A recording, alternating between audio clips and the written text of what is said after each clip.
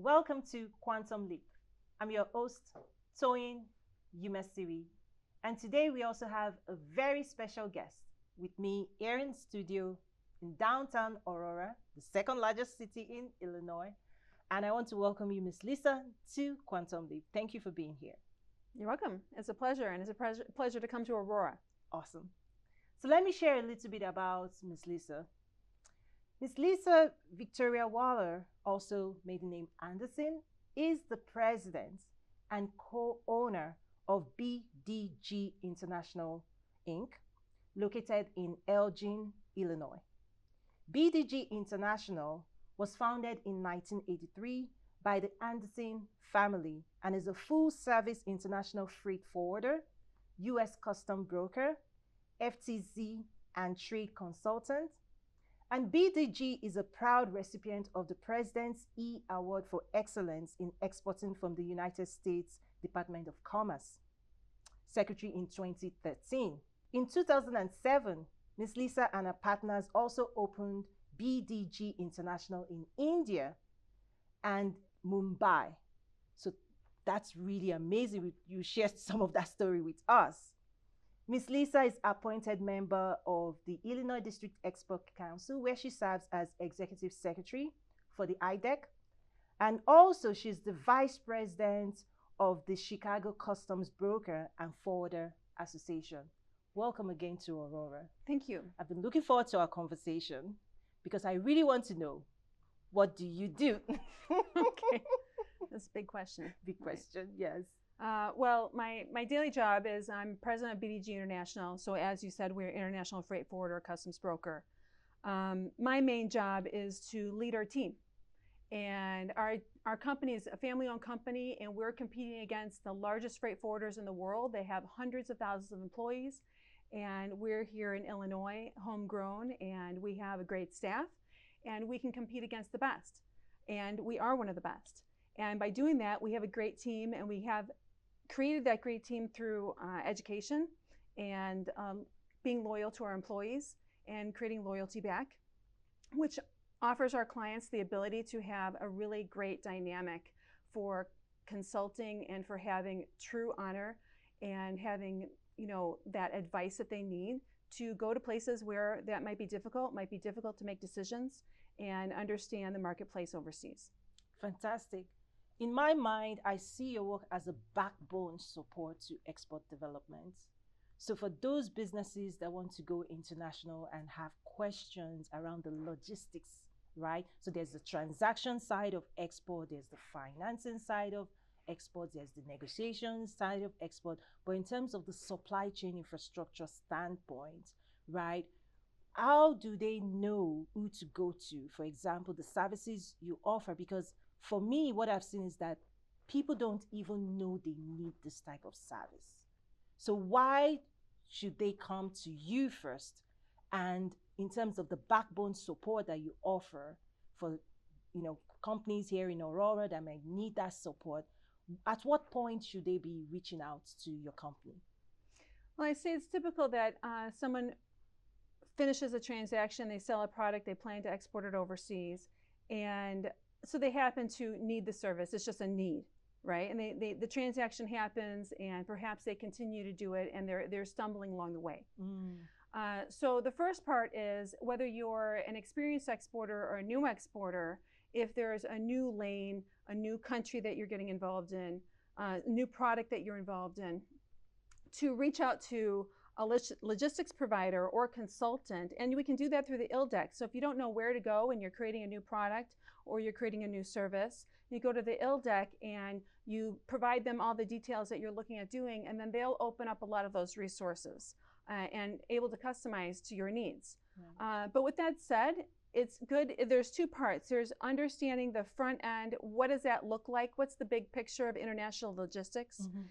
Developing a plan. And then maybe for 6 months or a year, you might not have an export. But it's good to get that plan set in place and have an idea of the questions to ask when you go to sign those contracts, when you go to renegotiate anything. And then, because part of the negotiation of selling the product is who's going to pay for the transportation, right? And part of who's going to pay for the transportation is who's funding. So if you're funding through Exim Bank, they're going to have regulations that you have to comply with. If you're funding through a letter of credit, you have regulations. And if you're funding on your own, well, you have good practices that you need to keep. So in all cases, you need to upfront understand that. So when you're negotiating, you can include that in your contracts. Then on the back end is now at the shipping part. You actually have made the sell, you're going to start producing. It's good to have a preliminary bid so you have understanding of that lane, see if anything's changed in the last year while you were preparing, and work out those kinks. And then when you actually go to ship, to start shipping and solidify the pricing and then start going through the processes. And then the last part would be process improvement. So it's an ever-changing environment in international trade. So it shouldn't just be something, oh, we got a product today, we're going to ship it out. That works because we are very fortunate to have some very good integrated carriers that are shipping our small packages and pouches. So, you know, they make things really easy, right? Which is great. The products are typically low value. They're going to countries that are easy to get to.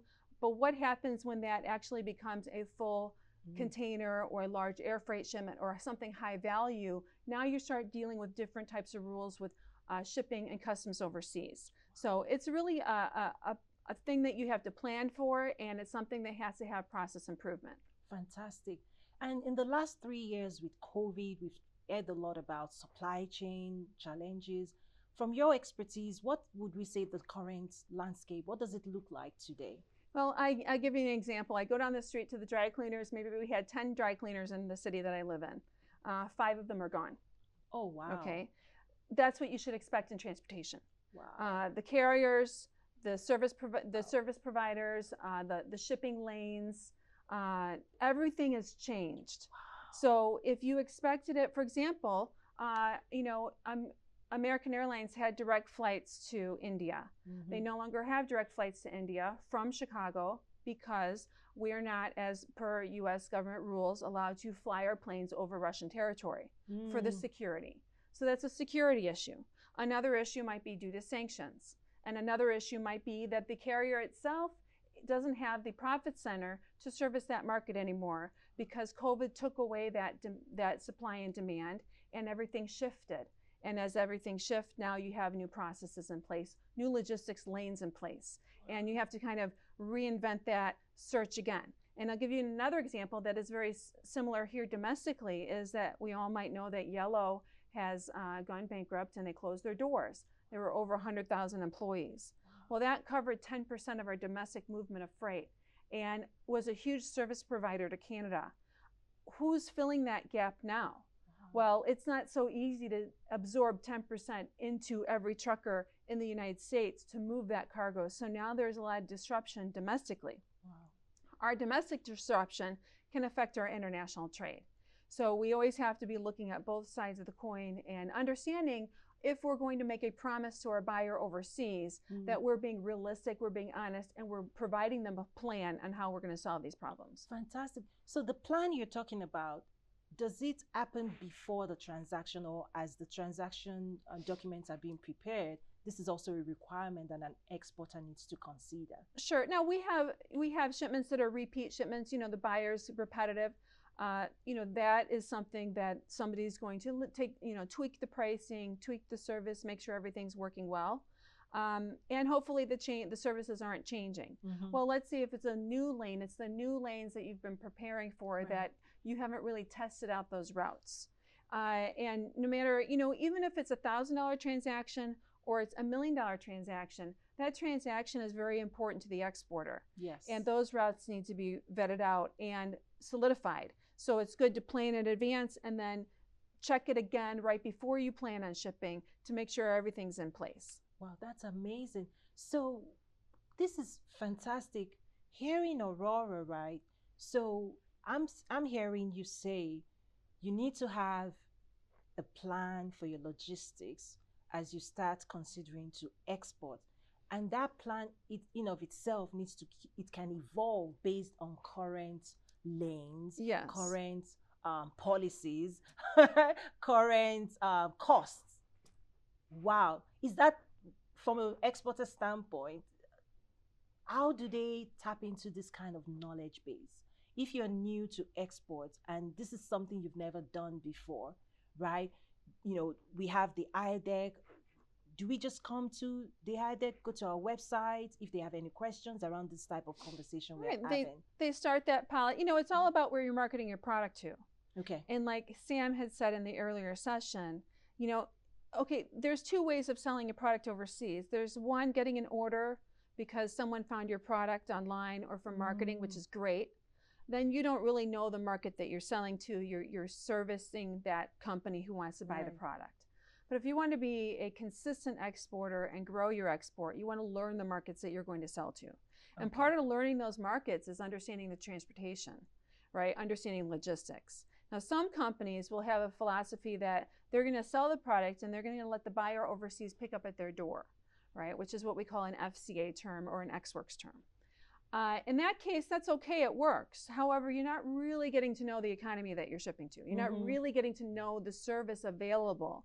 So it doesn't make your company as dynamic as it needs to be to really integrate into that country. Okay. And if you really want to have more than one buyer in a country and you want to have a diversity in that country, you want to start getting to know their culture, what their needs are from a logistics point of view, and what their concerns are, versus than just saying, oh, pick it up at my door, I don't want to be involved in it. I love what you're saying because it goes into short-term exporting versus long-term. Yeah. So in the long term, you want to do more than just shipping. You want to go deeper and finding newer buyers, right? So that you can increase the volume going into that country. But what I've seen is that in the short term, people just want to sell. Right. Well, of course, everybody wants to sell their product, but I think, it's great to sell. But if you want to have an export strategy, now that's something that the ILDEC can offer is amongst our volunteers, there's an individual who might have a process in creating a strategy. You can also get support from the state of Illinois and from the U.S. Export Assistance Center.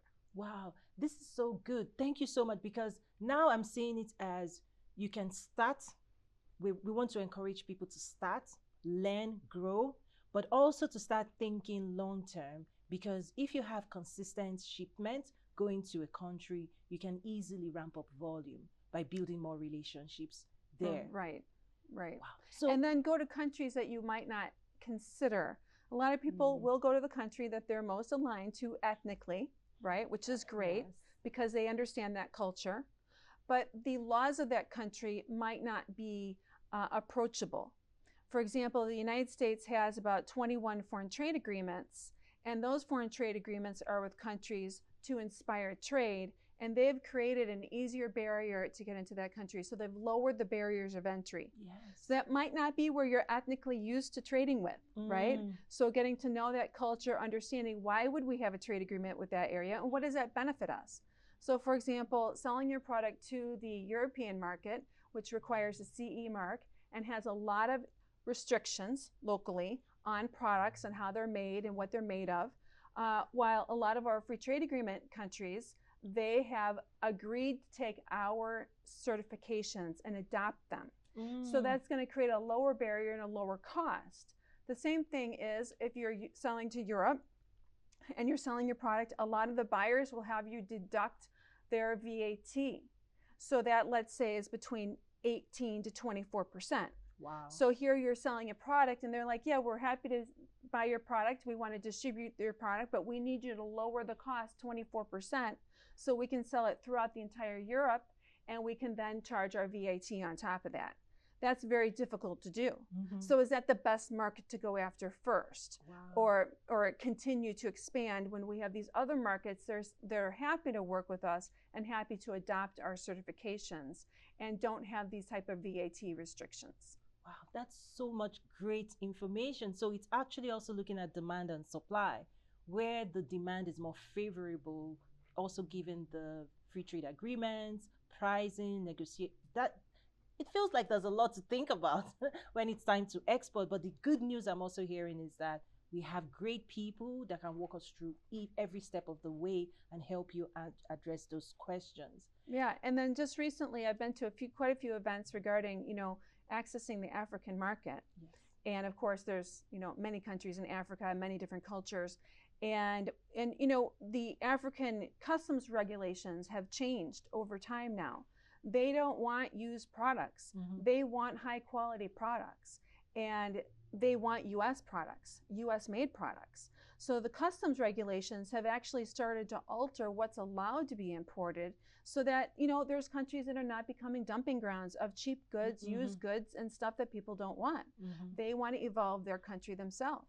And so these are interesting markets, and there's a lot of support through the US government in helping accessing those markets to see if we can compete.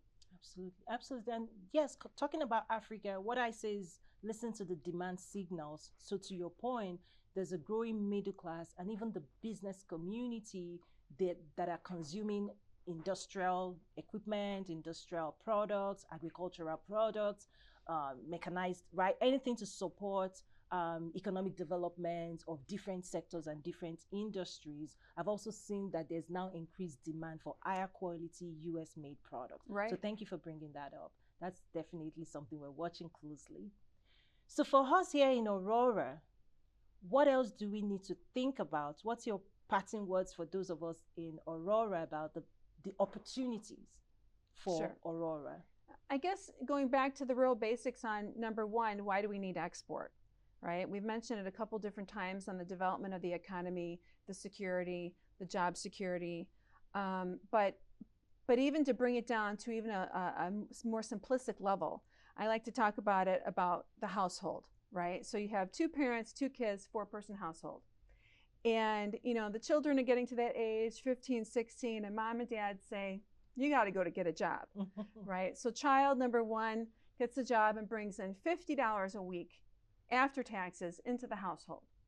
That's $2,200 a year. That's actually a significant amount of money to the household budget that mom and dad are no longer having to pay out of their own pocket. Well, this is the same way that export works. If we look at the US economy as our household, or the Aurora economy as our household, and we export a product outside of the country, which is outside of our home, and we bring home $50 into our pocket as a company after taxes, right? Think about how many jobs, the jobs, everything it took to manufacture that, export it, and bring in money for that. That's just like that household. So it's exponential on how export develops the economy. And with that saying, in Aurora is that probably, I would say, there are not that many cities in the United States that have the mix of what we need that Aurora has. Number one, you do have that land that can continue to be developed. You have a highly educated workforce, and you have a workforce that's willing to work from the ground level and learn and go up. You also have an excellent community college training program for technical services all through Kane County. And then you have the entertainment district, and you have a nice place to live, and you have nice surrounding suburbs. So you really have a lot that it takes to be a great place to have a manufacturing site. The other thing that you have is that we are in Kane County. So Kane County has lower taxes for businesses, lower taxes for real estate, and they're very pro-business. So I think it's a great mixture, and I don't think that there's many counties that have what we have here around the country. Wow, thank you so much. This is great news. We're in the right space. And before I let you go, I would also like to ask, the leadership question around your leadership success secrets. 1 or 2 tips for our audience that, for those young coming behind us, trying to also achieve success, what 1 or 2 things would you love to share with my audience? Sure. Well, the first thing I tell a young generation is whether you've gone through the university route or you've gone into business straight up, there's a lot of learning that has to do in any individual industry. So go and find certifications in your industry. Every industry has certifications. Every industry has a journal, and every industry has an association. And there's a lot of free resources in those associations for young people who want to learn. If you have a week's of vacation, go to an association conference, right? Invest in yourself. Yes. And by investing in yourself and not waiting for someone to pay for it, but taking care of that on yourself, whether it's time and it's free, or it's a small amount of money, your vacation money that you're investing in yourself to go to a conference, you will find that that will not only change yourself, but it will also expand your environment. Wow. And then the second thing is if, you know, in any position really, in having a vision for your own career and for my career, I was fortunate to come into a family company. But, you know, it could be a situation that, you know, there's not a lot of opportunity in a family company. There's no large ladder to climb. So we had to create my own ladder, right? Wow. And we had to expand our company, expand our vision. And the only way we could get that done is by depending on a wonderful team and continuing to educate our team and invest in our team as employees. So employees are number one in any company that's succeeding. Number two are the customers that you're taking in. Yes. You know, making sure that your collaboration with the customers and that you're honest with the customers on the services that you can provide or the product that you can provide. Wow. And with that said, then you should be able to succeed. Oh, thank you so much. I'm super honored to, you know, serve with you on the Illinois District Expert Council, and I'm sure we're going to do great work together. So thank you so much, my pleasure, Ms. Lisa, for being here. And thank you everyone for joining us again on the Quantum Leap Show. I'm sure the information you just got is really going to be a game changer for taking your business to the next dimension. Thank you again and see you next week. Bye.